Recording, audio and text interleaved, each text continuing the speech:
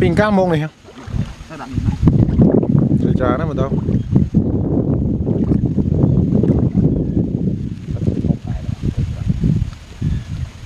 bữa tức thích hai trời trà này chắc đặt tức mà lang vào đó á nhiều lang mó đặt tức cái pin ấy nhọt mông chù ô bằng đam mùi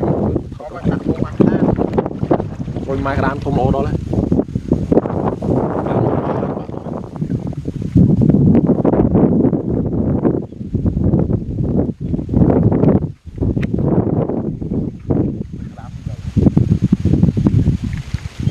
rất là anh ngót nó có đam trăm tức mà dụng lấy hoa vào đấy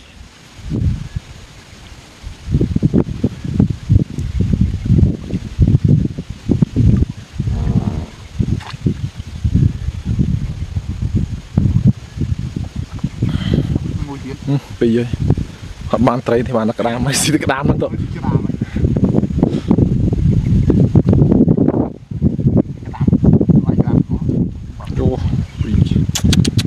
xả ra không à bàn kép ấy.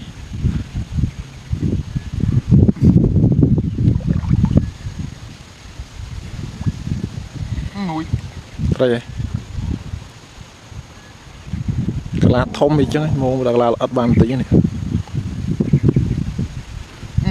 ô trời ngọt vào đây còn mình nghĩ mấy nhá này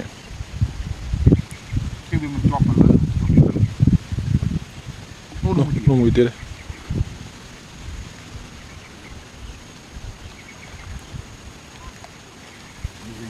sao tăng ngọt quá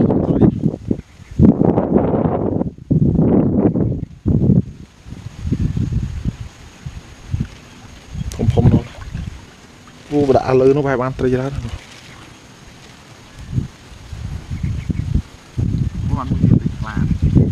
trời bay mà sờ lò mó ạt ní tây bay còn mà sờ lò buông cái la lắm mùi còn mà sờ lò đấy rồi ạt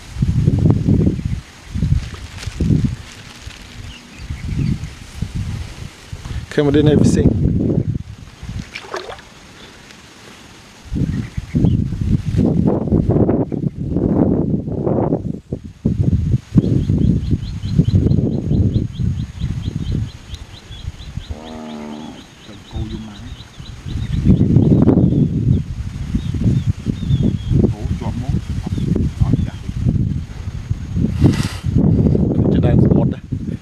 bồi dưỡng đã lo này bàn trường mình tôi bị chôm không chưa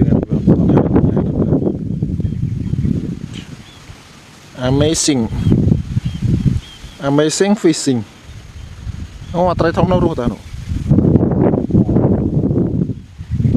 amazing culture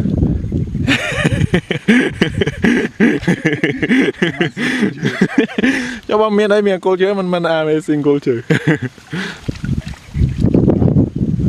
lực tăng chứ chúc thon tăng một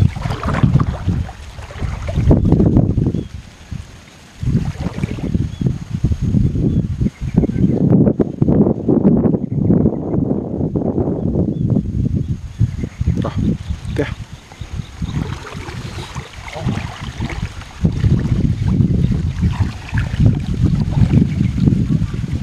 không mấy chúng ta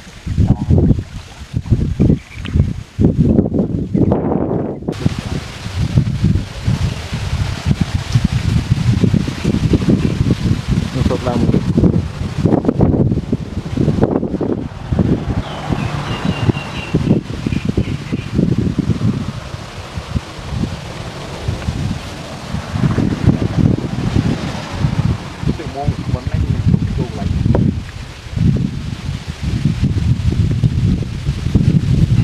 chủ thang đá là cái nào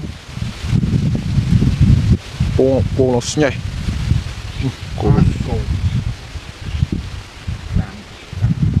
tục sốt vô cái lên với nhà nó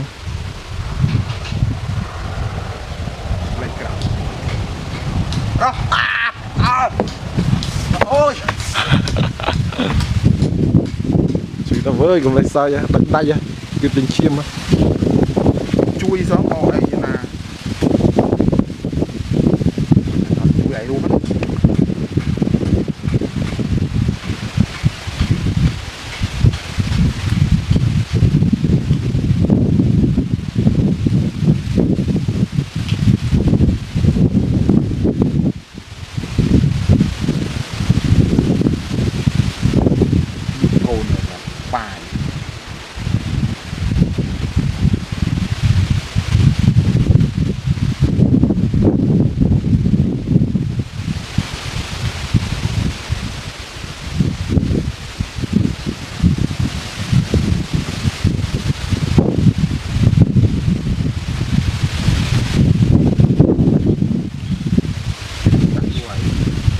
Trong này mới về cho nhở.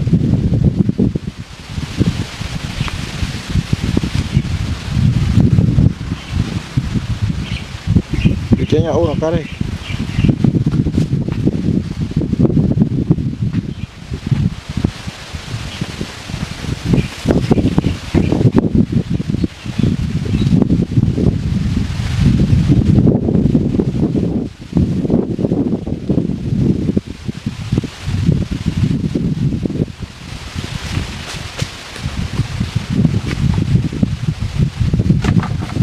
Tadi sosok ini ngapain? Turun deh. Chưa tay mình nào lên thôi.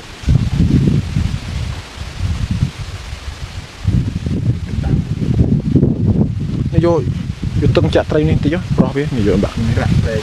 so, không rút đấy.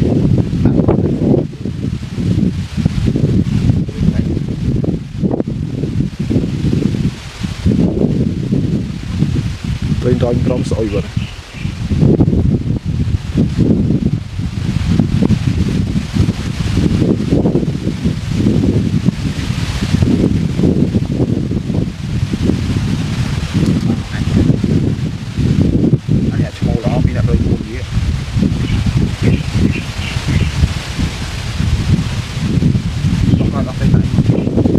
Ấy soi dùng quá mà soi trong đọc rồi.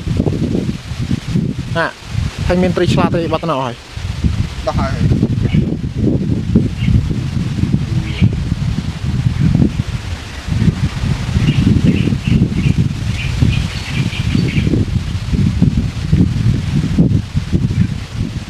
Tri so, một tri so. Nó tri cái soi cho tao nghe. Cảm ơn. Như thế nào?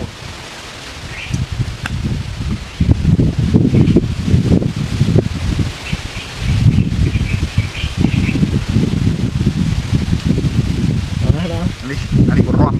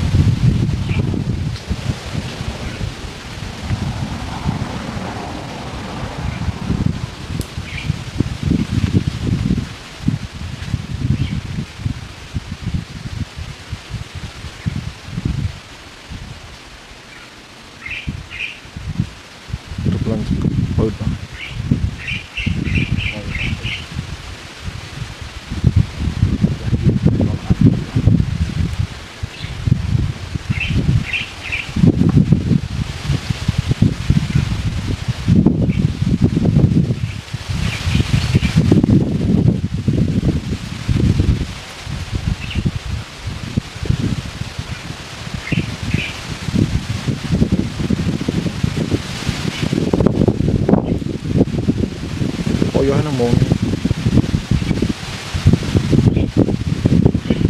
Môn tăng từ há sông.